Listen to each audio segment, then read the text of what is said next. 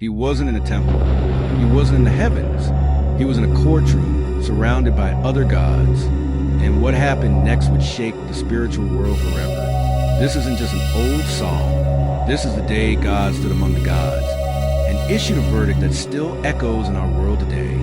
If you've ever felt like there's more to Scripture than what you've been told, hit subscribe, because what you're about to hear may change the way you see the Bible forever. God takes his place in the divine assembly.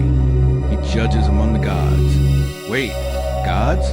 This isn't poetic language. This is the Bible pulling back the curtain on the unseen realm, a council of spiritual powers, and a God who calls them to count.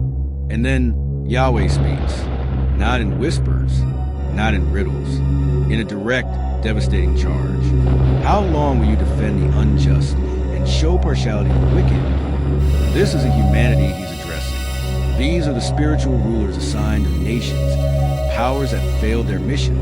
What follows is not a discussion. It's an indictment. You see, the Bible doesn't describe history as just kings and armies. Behind every throne, there are powers. Psalm 82 is God putting those powers on trial. And in this trial, there are no excuses. Every act of injustice, every system of oppression, every shadowy force that feeds it, God names it and he judges it. And then the verdict falls. You are gods, but you will die like mere men. Immortality, revoked, authority, stripped, the spiritual elites of the unseen world. The throne before the throne of the Most High. For the first time, the heavenly council trembles. You might think this is ancient history.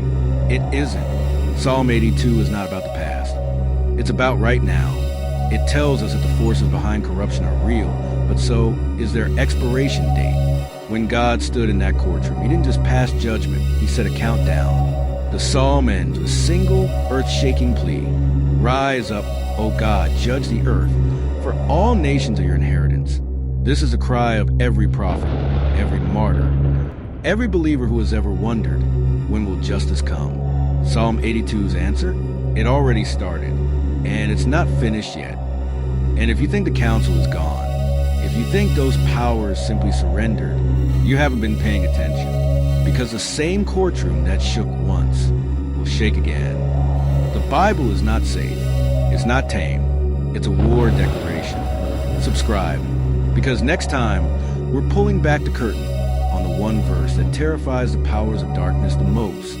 And once you see it, you'll never read Scripture the same way again.